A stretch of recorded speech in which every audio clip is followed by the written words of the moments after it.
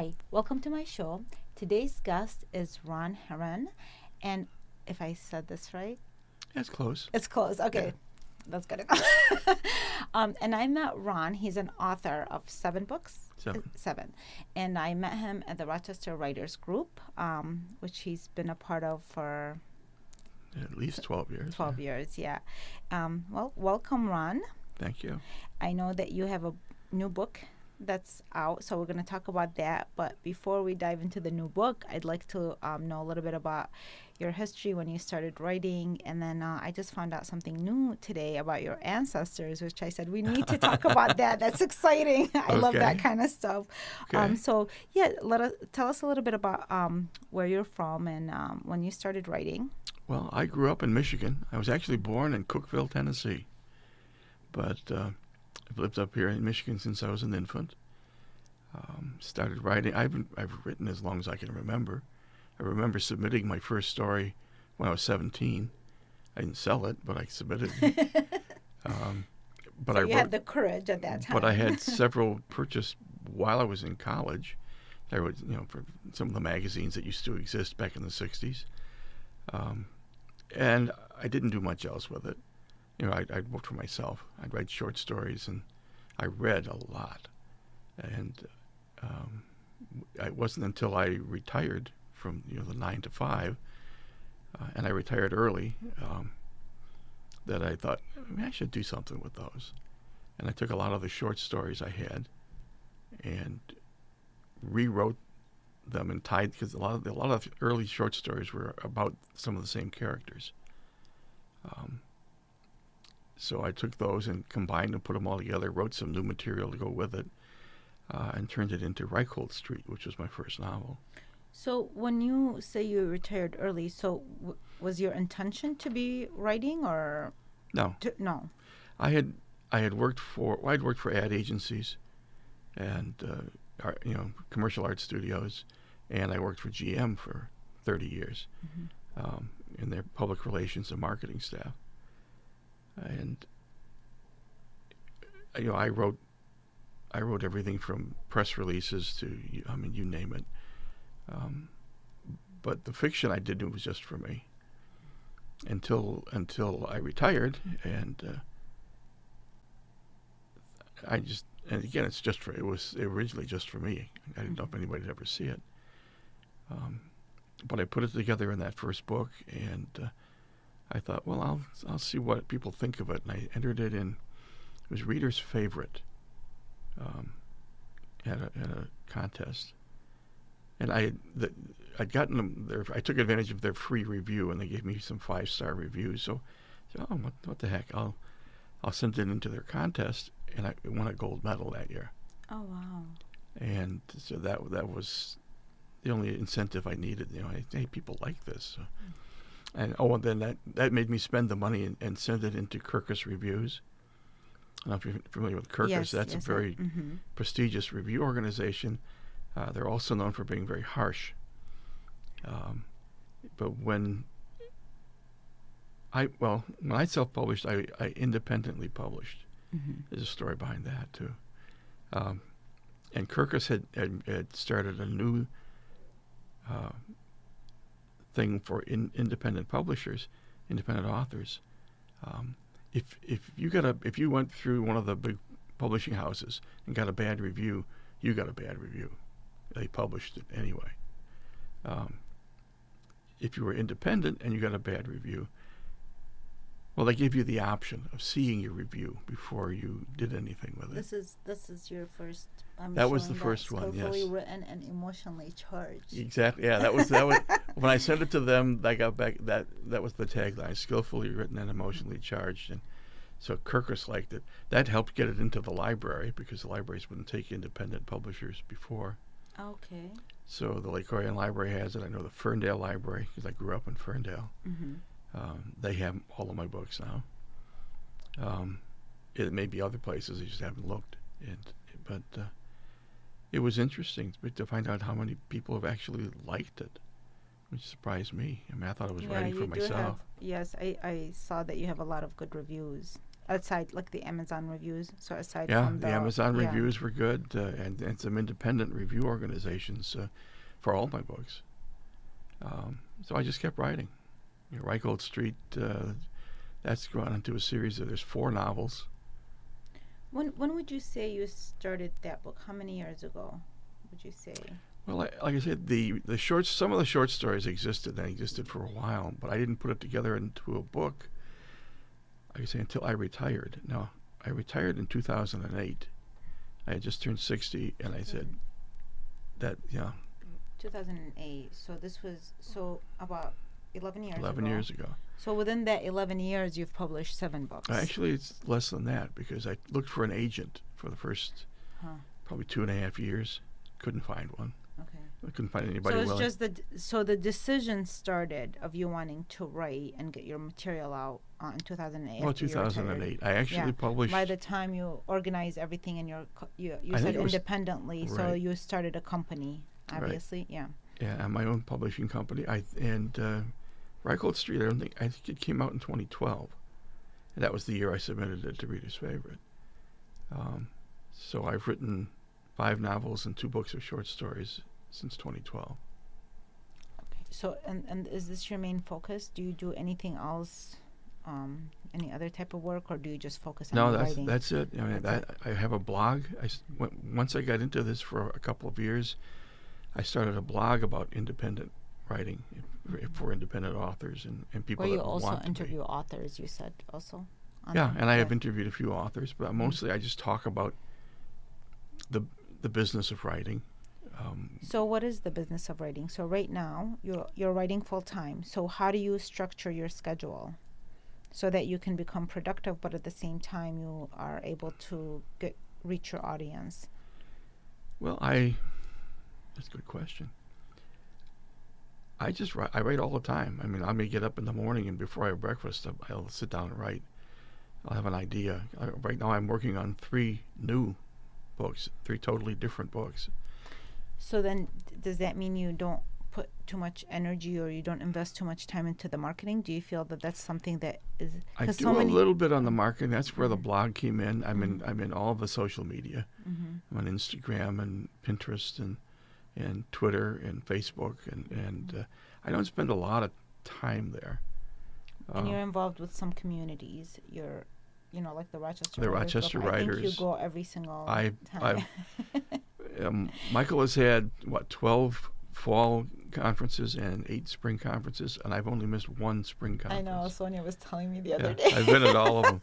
They were talking about my. I think you should get an award for that. Ron. They were talking about my name tag that they hand out, at that attendee, and Oh, they're just gonna can keep it, so they yeah. don't Well, have. mine's an antique. It's been around so long. Well, honestly, I think I think they should give you an award for that most of the time. So your focus is on the writing, and you kind Yes. of don't worry so much on the marketing, but yet you do invest in that to some extent. You Just do kind to of some take care of extent, it to yeah. some extent. You just Yeah, kind of don't maybe dwell on it. Some authors seem like they're so hung up on the hours that they put into marketing and getting their word out, and you seem very laid back about the situation. So maybe things just come to you naturally. The marketing side is hard. I told people once before that I used to write press releases. I'd write a press release for somebody at General Motors or some division of General Motors, and I'd see it in all the newspapers the next day. I write a press release for myself, and nobody picks it up because they don't know who the heck I am. And I talk a lot. Well, I talk in the blog about that. How do you get yourself noticed? And I tell people really it's word of mouth that does it better than anything. Yes. I call it earned media. Yeah. And I once joked that I could probably sell a whole lot of books if I ran naked through the mall carrying a sign with my books on it. And Well, there's other ideas too. after they arrested me, I watched a movie yesterday, which it's called "Can You Ever Forgive Me?" Have you seen that? No, haven't seen It's about I forgot the first name of the author, but her last name is Israel. I can't remember her first name, but anyway, she wasn't the most physically appealing person, and she knew that. And she was a great writer, though. And her agent was basically dropping her because she wasn't making any money, and she was gonna get evicted, financial issues left and right, and she just couldn't understand how other authors were making like millions of dollar advances, and she said, "But their writing sucks. Mine doesn't. I'm a good writer." And her agent told her, she said, "Yes, but they know how to be famous." And the writer, the woman, she said, "Well, but I want to focus on my writing. I don't want to do all the other things." She did, I'm not going to tell what the story is about. I mean, it's even in the trailer, you can see that she starts like writing fake letters by like deceased writers and acts like it's original and tries to sell it off as such. Ah. But it's interesting that her desire to become noticed came through that. Eventually, like she ended up getting arrested and stuff like that. But it's not an easy thing. I mean, No, it when isn't. her agent was telling her this is her way, how she can become famous, she freaked out. She thought, but I'm a writer. I'm not somebody who goes and I don't even have the looks for it to be like doing that. But in your case, so you do have your audience, you do have your community, and sometimes that's really, I mean, you're an accomplished author, regardless. I get a lot of people that have bought my books because of that. It's interesting. The blog I write, again, I write about writing, about independent publishing. Mm-hmm. And what do you have to know to write well? What's a simile? What's irony and how do you use it? And I'll talk about things I've discovered along the way about this whole idea of earned media. Get yourself known by word of mouth. And then every once in a while, I think I've interviewed about 6, maybe 7. I'll do a whole blog entry about another writer. What do they write, and what have they discovered along the way? That was Anka Vlasopoulos, the woman that I mentioned earlier. I've never met her. I knew her husband, but that was back in high school a long time ago.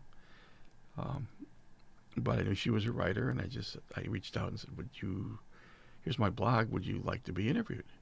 So she said, sure. I just sent off the questions and turned it into the blog format and asked for a picture that she would be happy with and put it on there.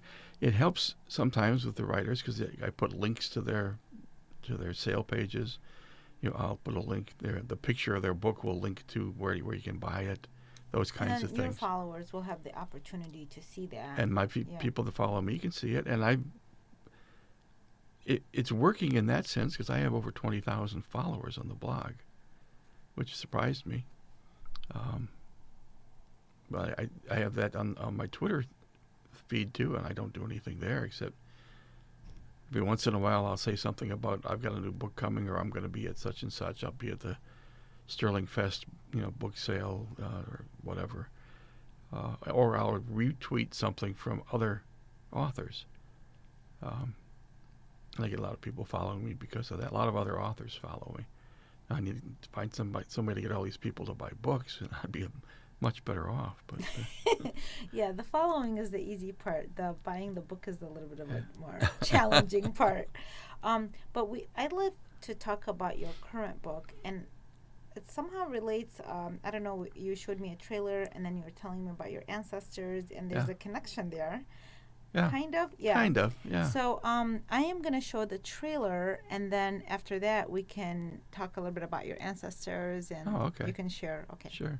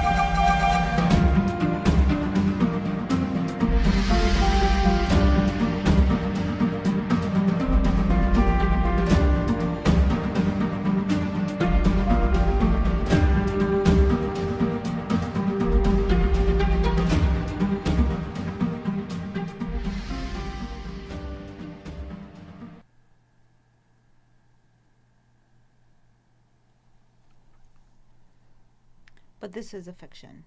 Yes, What you wrote it's it's fiction, based on but it's history. It's a based on an historical. actual event. Yeah, Historical fiction. and it came about. Well, as I mentioned, I discovered in my ancestry there was a full-blooded Cherokee about four greats ago, great great great great great What is grandmother. this? How did you create this? Was it Oh, through this was through that was through Ancestry.com. I could take it back. Well, that's only a few generations. It's my dad and my grandfather and great grandparents and great greats. But I followed the Herron line back, and oops, the one just before that was Richard. He was known as Richard Dickey. Everybody knew him as Dickey. Richard Dickey Herron. He was married to a full-blooded Cherokee, and everybody called her Abigail. It wasn't her Cherokee name. That was the English name they had given her. And I thought that was fascinating, and that's really what started me looking at my whole ancestry. Um, but wanting to know more about the Cherokee uh, side, um, my family, all the ones I ever knew, lived in Tennessee. Um, and Richard had migrated from North Carolina into Tennessee about 1770 with his Cherokee bride, and I just wanted to know more about it. You know, what was that like? I'd heard of the Trail of Tears and all that, and what was involved in all that, and I wanted to see if I could find out something from her side of the family. That's why I was looking at Ancestry.com, and I couldn't find very much because there wasn't a whole lot of name recognition for any of those people. But I came across. I went to there's an online site for the Cherokee Nation that had a lot of historical things on it, and I came across a letter that was written by. Uh, uh, actually at the time he was 80 years old and writing a letter to his family about things he had done when he was a young man, and part of it was he had grown up in the woods there in Tennessee, and he befriended the Cherokee, learned their language, um, and was present when Tassali, that was the name of the one that was considered the prophet, and he was a real person, was executed. And he wrote a letter to his family about what they had done to them by forcing the migration on them, because gold had been discovered in their territory. And it made me want to know more about it, but it also gave me he was considered a prophet. What if he was? And he cursed the family of this this actual guy, and so I wrote the story based on that. The first couple of chapters talk about way back when. It's a fictionalized account of Tassali and his family and how he was executed. But then it goes into a current day where a member of that family discovers that 8 generations later he's part of that curse, and that's where it goes from there. And that also that got very good reviews. It won a bronze medal at Reader's Favorite. It was a couple of the review organizations. It was in the top 100 for the year it came out. Was a finalist in another book award review. So it's gotten a lot of attention, and it's actually selling fairly well.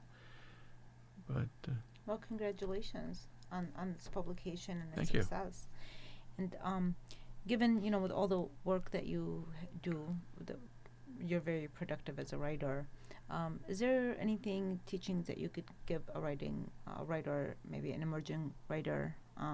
Sometimes it does take a while. I mean, in your case, you said when you're retired, then you spend the time collecting the short stories, trying to find an agent. There was so much that was you for did. the first book, yeah. Yeah, for the first book. But I've noticed that when you were saying the date frames, that I noticed there was a big difference when the first book came out, and then there's like a more the way the other books came out seemed like a lot faster. It's always that first book that usually sometimes it's more difficult to get out there. Well, the But first one only because I waited so long trying to find an agent mm-hmm. before I decided to publish it myself. Um, because long before I found anybody that was willing to take that one, or before I decided to publish it myself, I'd already written Zebulon, which was a collection of short stories. That was already written. Tinker was another collection of short stories, was already written. Um, and I was working on One Way Street, which was the sequel to Reichhold Street. I've since done two others that are in that same. They're following the same characters because you meet them when they're like 14 and you follow them as they grow up from the 60s on, and it's just something that I'll sit down and I just have an idea. You know, like I said, I've said, what if? I think of a situation and what if what if this happened? That's what I did with this story. What if that were true and he was a prophet and there was a curse? Well, what would you give any kind of advice that you would give emerging writers who are kind of trying to get themselves involved in this field, or maybe things are not really going, or what is the one advice that you would give them? Well, two things. If you want to write, write. Don't worry about how it looks, if it's proper, if the English is the Queen's English or not. Just get the ideas down. Write it as fast as you can, because you can make it pretty later. But the other thing I would tell them is read. You need to be a voracious reader. Read anything and everything. And if you find something you like, read it again. And the second time you read it, try to understand what it is about it you like. Because those are the things you should be doing. If you want to write like that. If you want a story to come out like the ones you're reading that you enjoy. Don't be afraid of dialogue. And again, not the Queen's English. Write dialogue the way people actually talk. And don't get caught up in adverbs and dialogue tags and too many adjectives, and especially the adverbs, because I think my next blog post is going to talk something about that. Yeah, and sometimes people use that as a way to, I think they're afraid to go to the next level, maybe and they'll get caught up with some of the other things that you brought up, and they'll get stuck on that, and the story won't move along, and they're just like, oh, and they're frustrated, and they almost sabotage their own idea.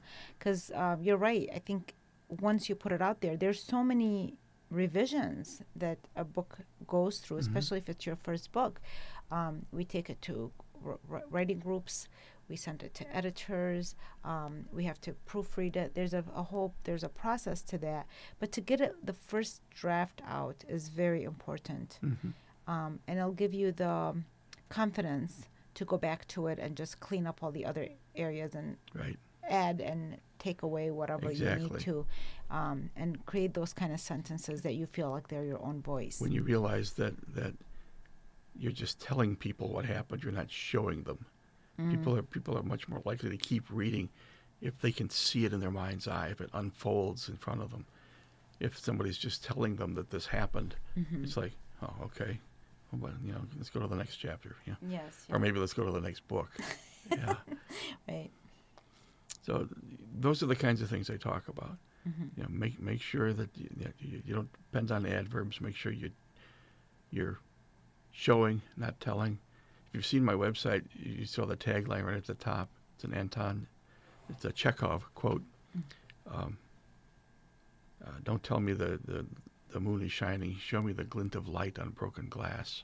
And that's what it's about. I mean, because you'll know that there's a light of some sort when you talk about the glint of light on broken glass, and that lets you see something. It doesn't just tell you that the sun was shining or the moon was shining. Yeah, that is what differentiates good writing from not so good writing. And to make that differentiation, you do need to read. Yes. things that are longer than a tweet or just Oh yeah. posts.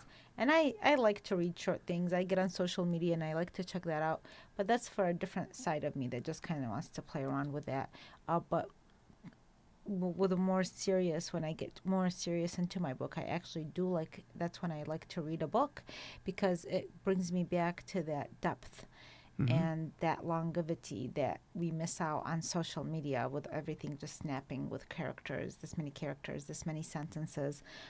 Finishing a book from beginning to end, no matter how busy you are, even if you do it, I listen to audiobooks a lot because sometimes with my schedule and I'll be driving, that also gives you that same sense, because the Hmm. storyteller is telling a story. Actually, it's really amazing the way you hear it. Then you can really have not only the sound, you're getting the story, but then the sound of what they're telling it, you can tell more if it's boring or not.